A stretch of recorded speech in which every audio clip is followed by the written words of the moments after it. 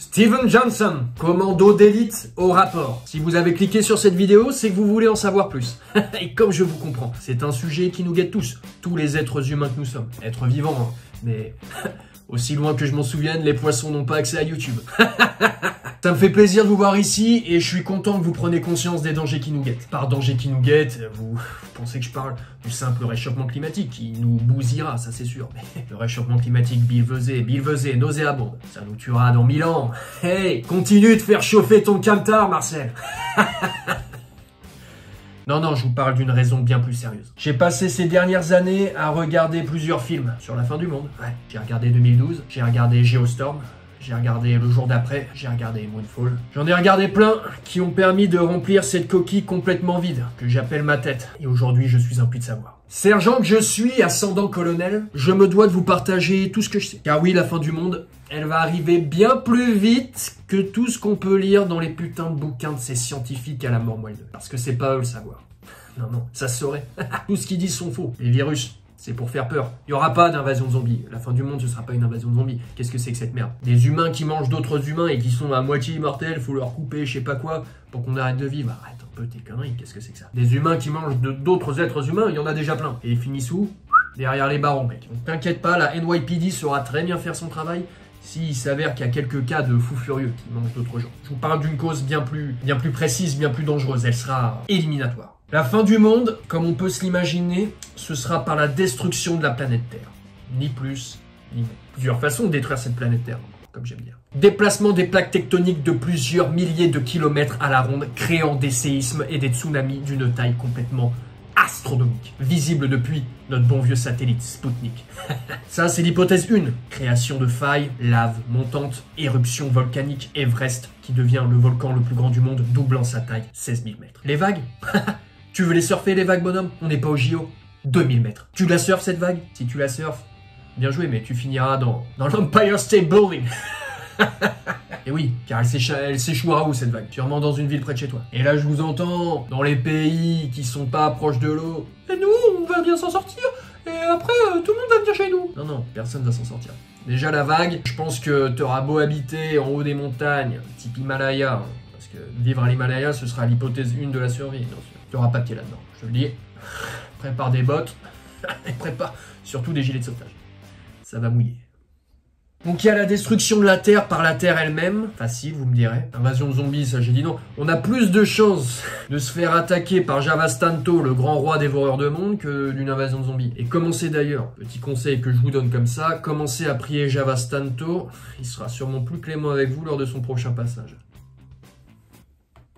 C'est moi qui vous le dis. Et c'est pas du lavage de cerveau. Je fais partie d'aucune communauté obscure. J'ai juste regardé des films. Ensuite, ça peut venir d'en haut. Si vous avez vu Moonfall, la Lune a de grandes chances de s'écraser sur notre planète Terre. La Lune, qui je rappelle, est ni plus ni moins qu'un vaisseau extraterrestre. Elle s'écrasera sur la Terre par une augmentation de la gravité de plus de 10 000 watts seconde. Ça vous dit rien comme ça? C'est la puissance d'une fusée avec une autre fusée combinée. C'est énorme. Quand la Lune s'écrasera, si c'est pas une autre météorite, hein, excusez-moi, je dis la Lune parce que c'est la météorite la plus proche que nos bons vieux gouvernements ont décidé de mettre sur le côté et de simplement marcher dessus. À votre avis, pourquoi on envoie des êtres humains là-dessus? Les premières bombes ont été posées en cas de menace. Je peux pas vous dire mieux que ça. Si la Lune venait à s'écraser, masse fois gravité fois vitesse fois lumière. Comptez une semaine, la Lune elle est sur. C'est pas moi qui le dis! C'est des milliers de recherches faites par le Hollywood Science of Humanity. C'est très sérieux. Et personne le prend au sérieux. On nous met des documentaires avec des effets spéciaux, des acteurs, mais oui, mais parce qu'on l'a pas encore vécu. Un peu de jugeote. Mais tout ça va se passer. Ils ont élaboré plusieurs théories. On ne sait pas encore laquelle ça va être. Moi, je vote pour le mouvement des plaques tectoniques. Je sens que la Lune, avec toutes les bombes qu'on a posées sur cette bonne vieille, sur ce bon vieux caillou, non, elle s'écrasera pas de sitôt. Donc là, vous dites sergent, vous nous faites peur, mais oh, j'arrive pas qu'avec des problèmes. J'arrive avec des solutions. Médaillé de l'école Spider-Man des 5-10 ans. Je sais tout ce qu'il faut savoir. Oubliez tous vos trucs de santé, tous vos diplômes de secourisme. Les pompiers, va balancer des seaux d'eau sur une lave à plus de 1 milliard de degrés Celsius, qui brûlera sûrement même le goudron lui-même. Non, oubliez tout. Et arrêtez, si vous passez des diplômes, ça ne sert plus à rien. Moi, j'ai raté le PC. Et je m'en cache pas, je l'ai raté 2 fois. Born to be alive. J'étais né pour être de cette école-là. Les solutions, certains Américains ont commencé à construire des bunkers. Peine perdue, ça ne servira à rien. Les plaques tectoniques vont justement écraser ces bunkers et ces gens deviendront ni plus ni moins que de la bonne chair à saucisse qu'on pourra mettre dans nos hot dogs. Certains essaieront de naviguer en mer, surfer sur la vague. Non, je crois que t'as pas compris le jeu, man. C'est la vague qui va te manger. Ton bateau, tu auras beau être en plein milieu de l'océan au moment où ça arrivera, parce que tout va se déclencher d'un coup, à quelques jours d'intervalle. Au moment où ça va se passer, tornade, typhon, cyclone, tsunami, bam. Ton bateau, il finit sur le doigt de la Statue de la Liberté, comme les Harlem Globetrotters. Tu vas tourner comme un ballon et tu auras des maux de ventre. Si t'es pas déjà mort. Ouais. Donc certains essaieront d'aller dans l'eau, pardon. Certains essaieront d'aller dans les airs, montgolfière, avion, hélico. Non, ça se passera pas comme ça. La taille de l'Everest sera doublée, atteignant les 17 000 mètres d'altitude. Cratère, volcan, fusion. Oubliez le ski. Nuages toxiques, envois de cendres cancérigènes qui attraperont les poumons de toute la planète Terre. Autrement dit, si vous n'êtes pas mort d'un séisme ou d'un tsunami, continuez de cloper. Aérien, c'est mort. Il y en a qui essaieront au moment venu des tsunamis et autres de se mettre au perché. On l'a vu, notamment dans Le Jour d'après. Jake Gyllenhaal, il essaye d'aller au-dessus. Oublie tes conneries, man. Ton bat, il va tomber. La dernière solution, c'est l'espace. Mais l'espace, c'est chaud. Parce qu'aux dernières nouvelles, on n'a pas encore d'agriculture dans l'espace dans les satellites. Ce bon vieux Spoutnik qui vous sert à téléphoner, mais en tout cas, il fait pas pousser les carottes et les tomates.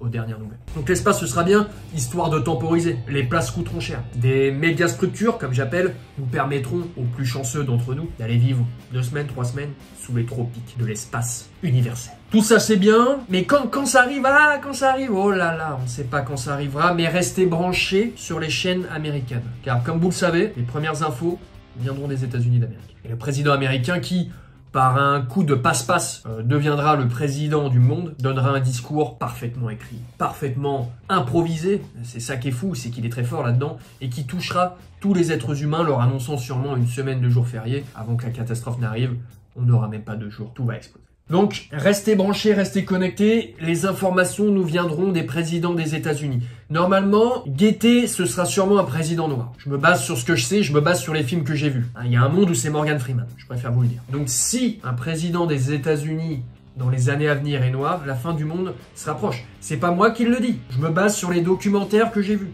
Encore une fois. Mais moi, si j'étais président des États-Unis d'Amérique, je pense que mon discours, il serait tout trouvé. Chers amis, chères familles, habitants des États-Unis d'Amérique et d'autres pays de la planète Terre. Vous avez dû voir au dernier JT de vos pays respectifs une information d'ordre dangereuse. Vous avez dû voir que notre temps était compté. Aujourd'hui, je fais ce discours parce que oui, mes pensées vont directement à la race humaine. Race humaine qui aura vécu de merveilleux jours, qui aura fait de son mieux pour garantir un avenir prospère à tout être vivant. Nous avons failli à la tâche. Aujourd'hui, je suis reclus dans la Maison Blanche, le White House, mais le cœur n'y est pas. J'ordonne à tous les gouvernements de laisser quelques jours de repos supplémentaires à la race humaine avant de reprendre le travail. Ces quelques jours permettront de digérer cette information qui est sans précédent, car c'est la fin du monde qui nous guette, et c'est de ça qu'on parle. Mais avant de vous quitter, j'ai aussi un message à adresser à la planète Terre. Pourquoi tu fais ça? Pourquoi tu fais ça? Nous, on est là, on a fait du mieux qu'on pouvait, et toi, t'es là, tu te détruis. T'as pas vu qu'il y avait... T'as pas vu qu'il y avait des gens? Il y a des enfants aussi. Il y a des enfants. Pourquoi tu fais ça? Franchement là... La Terre, franchement, t'es un bâtard. Franchement, on a fait du mieux qu'on pouvait. Et toi, t'es là, tu te détruis, sérieux. Tu veux même pas parler. Oublie pas aussi. Oublie pas tout ce qu'on a fait pour toi aussi. Vas-y, vas-y.